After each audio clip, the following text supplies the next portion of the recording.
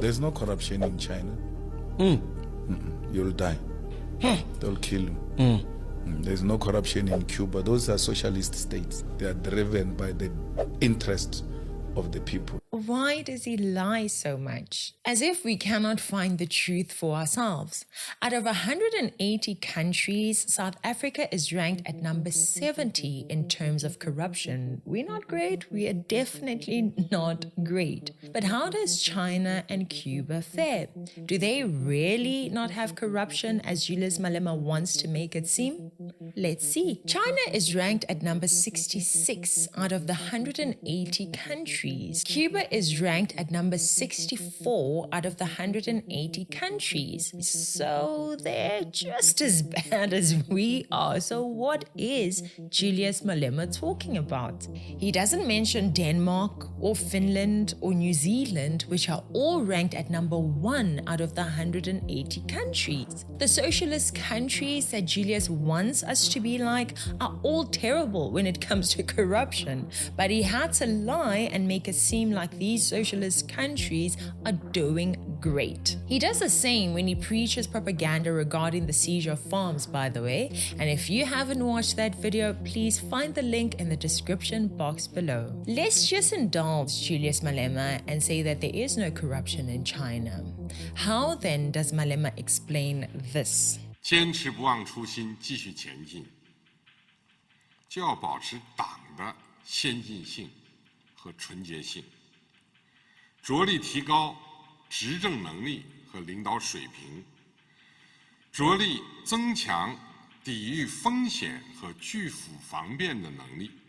我们党作为执政党，面临的最大危险就是腐败。 Twice a week, he sermonizes to passers-by in one of the town squares. 我都跟他说一个真的话，我们的下一代，同胞们，你们要知道，这个腐败不是天上掉下来的，关系到我们每一个人，每一个人的切身利益。但是我们的腐败，基本上是大官小官各个都贪。为什么？这就是一个道理，这是权力，是太绝对。 绝对的权力，绝对腐败。 His words were unthinkable in a public square up until recently. The audience agree, but remain silent because the square is swarming with plainclothes police. 只要我们老百姓能团结，我们都把腐败推翻得了。我们13亿人是13亿个蛇子，如果说有一个亿的蛇子起来，他都完蛋了。 Suddenly, the police intervene. One of them takes our cameraman to the station while the activist is also led away. The microphone continues to record his protests.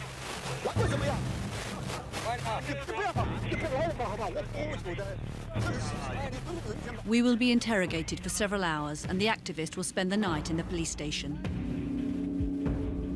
Research has actually found that corruption is part of their culture, something that is acceptable in the practice called Guanxi. What is Guanxi, you may be wondering? Guanxi is reciprocal. When someone does you a favor, they fully expect that you will do them a favor of similar value, either now or in the future. Equally, when someone asks for a favor, they do so in full knowledge of the fact that they're incurring a debt to you that must be repaid. And the Guanxi we're talking about here refers to having personal trust and a strong relationship with someone. It can also involve moral obligations and exchanging of favors. The Guanxi is also translated as connections or networks. With this Guanxi, this exchange of favors being part of their culture, it makes sense that corruption has become so difficult for China to eradicate. I mean, if I give you a Rolex, why would you not give me a tender to build the school? If you are finding this content valuable, kindly subscribe and share the link with a friend or family member. Hi there, thank you so much for the support. Some of you have asked us to open a means to donate, fund, or support the patriotic work we are doing. Help us reach more people by joining our fight against corruption and the socialists threatening our country.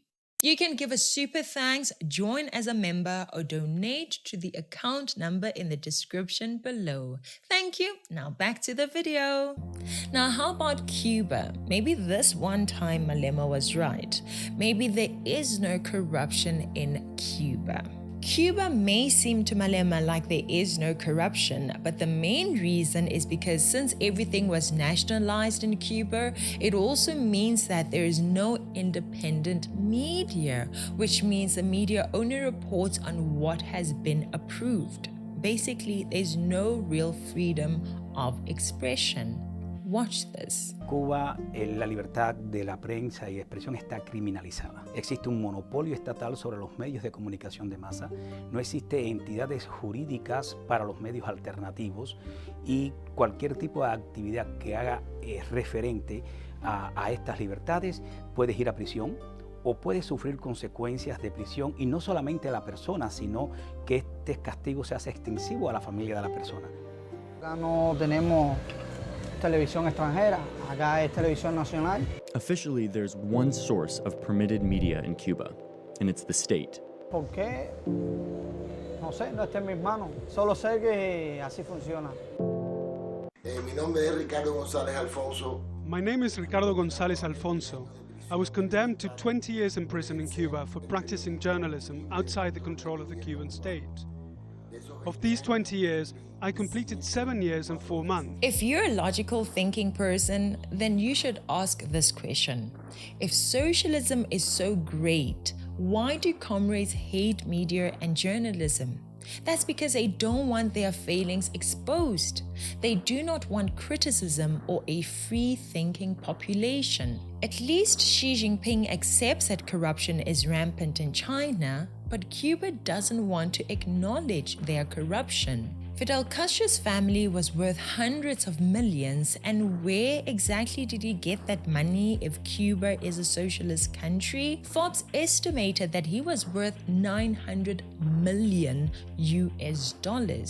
He lived like a king. He had more than 20 real estate properties, and yet he preached socialism to his people. Longtime bodyguard of Fidel Castro, Juan Leonardo Sanchez, wrote a book about Castro's secret life and estimated that he was worth at least 100 million euros. Tell me what it was like being with Fidel Castro. What kind of person is he? What did you feel like when you were with him?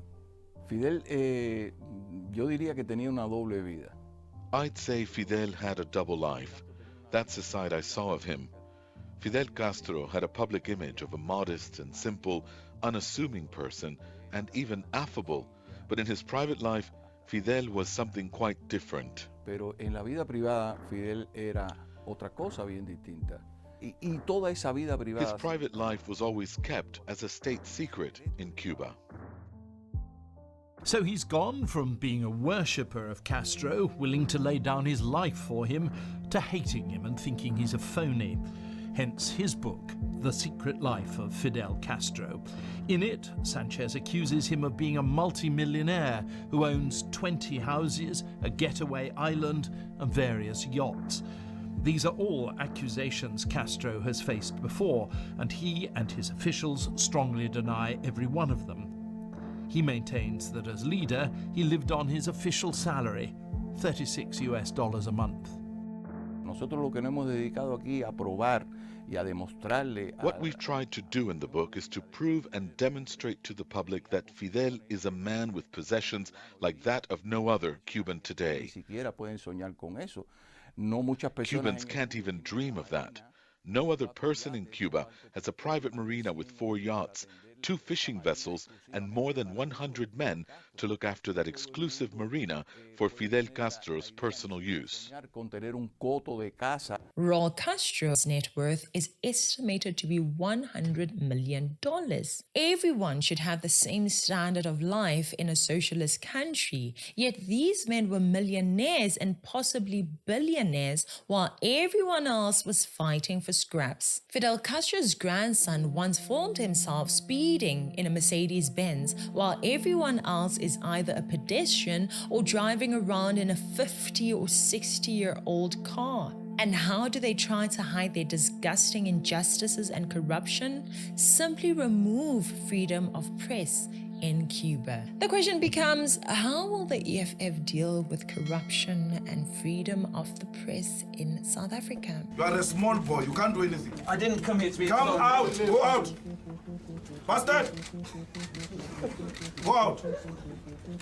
You bloody agent!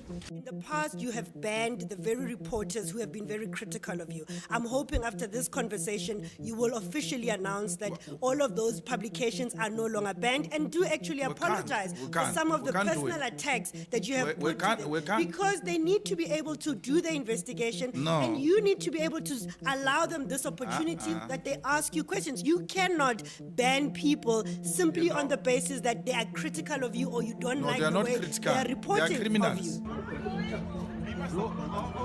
Which one for harassment? You leave my stuff alone. Leave my stuff alone. Leave it alone. Leave me alone. I don't want this stuff. You want to go to court? Leave me alone. I don't think we need to answer that. Please subscribe, like the video, share it with friends and family. This is Citizen Concerned. Stay safe, stay informed, and beware of the comrades.